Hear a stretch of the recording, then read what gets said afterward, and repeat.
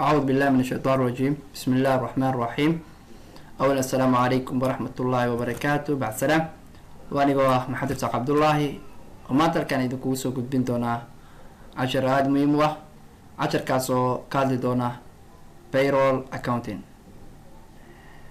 payroll accounting waxaa lagala jeedaa habka loo xisaabiyo mushaaraadka shaqaalaha iyadoo aan base ugu dhigayno hours worked ama inta saac ee uu shaqeeyay. si aan u xisaabinaa waxaan halkan ku haysanaa tablekaas oo ka kooban employee name waa shaqaalaha magaciisa, time in waa waqtiga uu soo galay, time out waa waqtiga uu ka baxay shaqada, hours worked waa inta saac uu shaqeeyay. anagu ahmiyaddeenu waxay tahay inaan xisaabinaa shaqaalahan inta saac uu shaqeeyay. kadib waxaan rabnaa inaan xisaabino cross pay oo ah inta shaqaalaha xaqa uu leeyahay ay tahayna in la siiyaa. okay, si aan u xisaabinaa hours worked waxaan halkan ku haysanaa employee name oo ah maxamed khaliif, saacadda uu soo galayna waa 8 aroornimo, wuxuuna ka baxay 12 duhurnimo. so imise saac ayuu shaqeeyay qofkaas ayaan rabnaa inaan marka hore soo saaro. equal ayaan dhahaynaa, bracket ayaan furaynaa, dan waxaan dhahaynaa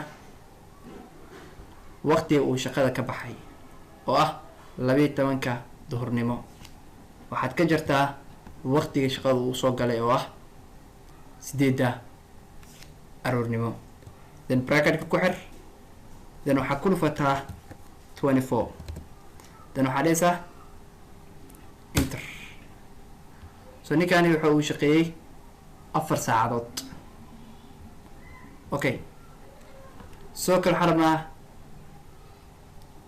lacagta uu xaqa u leeyahay qofkani ama lacagta uu kasbaday inaynu soo saarnaa oo ah cross pay. so cross pay soo saarno equal ayaan dhahaynaa inta saaca uu shaqeeyay ee hours worked ayaan waxaynu ku dhufanaynaa hourly rate oo ah saacad kasta inta la bixinaya, then waxaynu dhahaynaa enter. so maxamed khaliif waxa uu shaqeeyay 4 saacadood, saacad kastana waa $10, lacagta uu shaqeystay guud ahaan waa $40. so aad u fududahay Soomaaliya soo saaraa lacagta uu shaqeystay. okay, so halkan waxaan ku haysanaa table kale oo aan rabno inaan kusii fahanaa.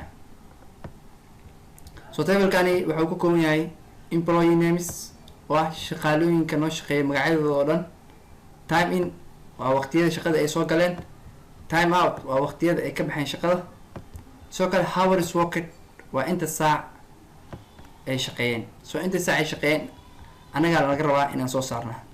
hourly rate waa saacad kasta inta la bixinaya, cross payna waa guud ahaan lacagta ay shaqeysteen.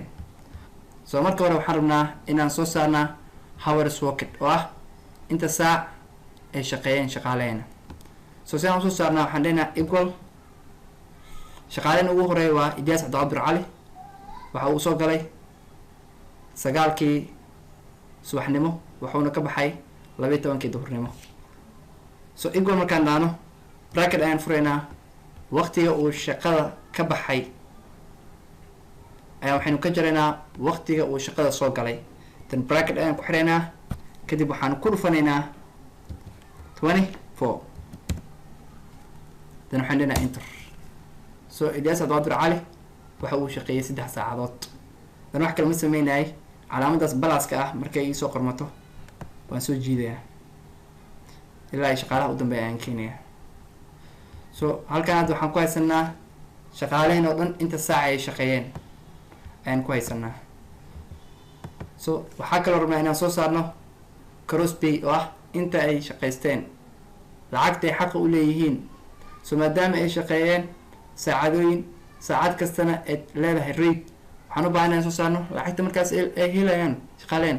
so equal ayaan dhahaynaa inta saac ay shaqeeyeen oo ah hours worked ayaa waxaynu ku dhufanaynaa hourly rate oo ah saacad kasta inta la bixinayo, then waxaan dhahaynaa enter. wax kale ma sameynayno, calaamadaas baas marka ay soo qormato waa soo jiidayaa ilaa iyo waxaan keenaynaa shaqaalaha u dambeeya, then waan sii deynayaa. okay.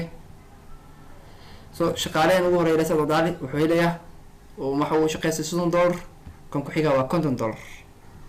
So marka waxaan kaloo rabaa inaan ku tuso total pay guud ahaan shaqaalaheena saacadaha ay shaqeeyeen iyo lacagtay xaq u leeyihiin inaan soo saarno.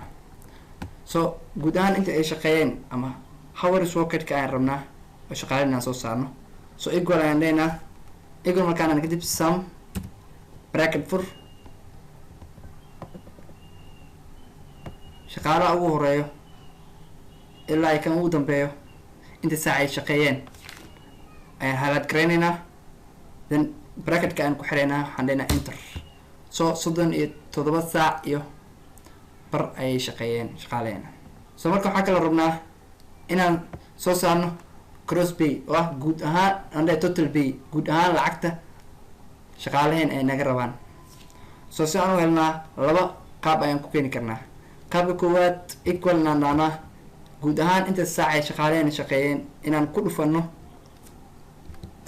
saacad kasta inta la bixinayo waa hours rate, then inta naanaa waa 375 waa qaabka koowaad. So qaabka labaad waxay tahay inaan dhahnaa equal sum bracket for, so intaan isoo highlight garey, then bracketka ku xir enter leh waa 375. So isku mid ayaa imaanaysa. So qaabkaas ayaa loo xisaabiyaa cross pay-ga ama guud ahaan inta uu xaqa u leeyahay shaqaaleena inay helaan.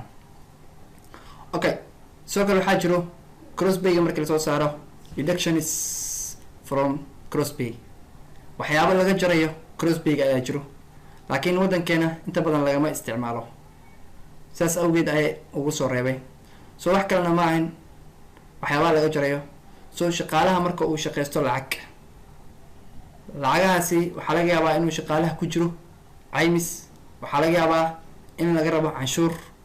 So marka waxyaabahaasi kambaniga ayaa ka jarayo, kambaniga ayaa siinayo. haddii canshuur caymis uu ku jiraana caymiskaas waxaa ka bixinayo kambaniga. haddii canshuur laga rabaana canshuurka mushaarkiisa ayaa laga jarayaa, then kambaniga ayaa bixinaya mushaar maxaa leedahay canshuurtaas. So marka laakiin waddankeena waxyaabahaas kama jiraan, sidaas ayaan uga soo reebay.